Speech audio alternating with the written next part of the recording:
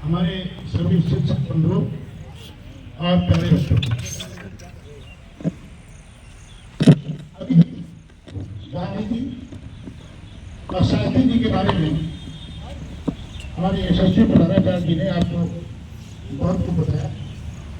और अगर मैं ये कहूँ कि ये दोनों हस्तियां किसी के परिचय की मोहताज नहीं है, सब लोग इनके बारे में जानते हैं।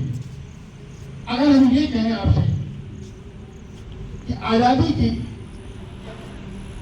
स्वतंत्रता आंदोलन का एक संक्षिप्त इतिहास देखें जिसमें केवल 2 कमरे हों, मेरा दावा है कि बिना गांधी नेहरू के कम से कम 20 बार आए वो आपका निबंध पूरा नहीं होगा। ये ऐसे शख्सियत थे जिनके प्रयास से, जिनकी लाठी से, सत्य अहिंसा के हथियार से अंग्रेज जैसी हुकूमत को वापस जाना पड़ा। आपको मालूम है कि राष्ट्रपिता का खिताब गांधी जी को किसने दिया था? किसी को मालूम है? हाथ उठाओ। ये सुभाष चंद्र बोस ने कहा था राष्ट्रपिता गांधी जी। राष्ट्रपिता का खिताब सुभाष चंद्र बोस जी ने दिया था। हालांकि उन दोनों के जो स्वभाव थे, जो सोच थे, वो अलग थे। वो गर्म दल के नेता थे, ये नरम दल के थे। वो लड़ाई में विश्वास करते थे, ये लड़ाई में विश्वास नहीं करते थे, सत्य और अहिंसा। उनको मालूम था कि हम इतनी बड़ी ब्रिटिश हुकूमत से लड़कर के पेश नहीं पाएंगे। और आपने देखा कितने कांड हुए, जलियांवाला बाग कांड कितना हुआ, कितना नरसंहार हुआ, कितने आंदोलन में हमारे कितने आजादी के दीवाने मारे गए, घायल हुए, चले गए, कितनों को फांसी हुई। तो लड़के तो उसे पार नहीं पा सकते थे, लेकिन सत्य अहिंसा ने उन अंग्रेजों के पैरों उठा दिए और हमारा देश आजाद हुआ। मैं गांधी जी को श्रद्धासुमन अर्पित करने के लिए 4 पंक्तियां दे रहा हूं आपको। सत्य अहिंसा की लाठी से अंग्रेजों ने गमन किया। सत्य अहिंसा की लाठी से अंग्रेजों ने गमन किया और सांप्रदायिक हिंसा का भी बापू जी ने शमन किया। ये बात तो इसलिए कह रहा हूं कि जिस समय देश आजाद हुआ उसमें बहुत अहिंसा हो रही थी, हिंदू मुस्लिम राइट हो रहे थे। तो गांधी जी उस समय मेरा खाली में थे और अनशन बैठे हुए थे, उन्होंने काफी कंट्रोल किया था।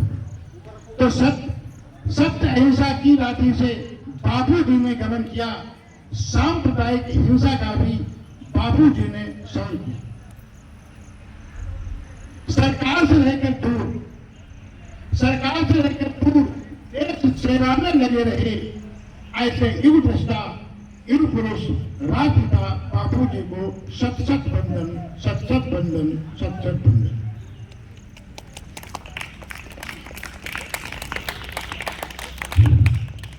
आज का समय अच्छा है और कुछ पंक्तियां आपको सुनाना चाहता हूं। मैं चाहता हूं हमारे शिक्षक बंधु और हमारे प्रोफेसर जरूर ध्यान देंगे, क्योंकि हिंदी की कविता है, हो सकता है आपको कुछ कम समझ में आए, फिर भी समझने की कोशिश कीजिए, अच्छा लगेगा। गीत से जुड़ने के लिए मैं 4 पंक्तियां दे रहा हूं।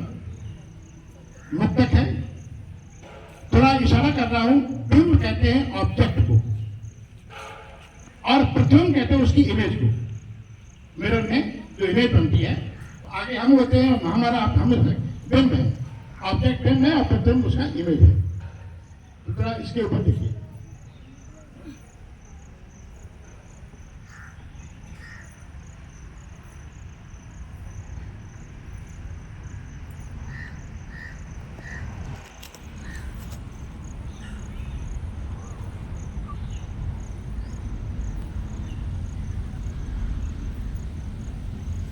कर्म के मर्म को हमने जाना नहीं, कर्म के मर्म को हमने जाना नहीं। हो विफल तो सफल कोई बहाना नहीं। दोष दर्पण को हमने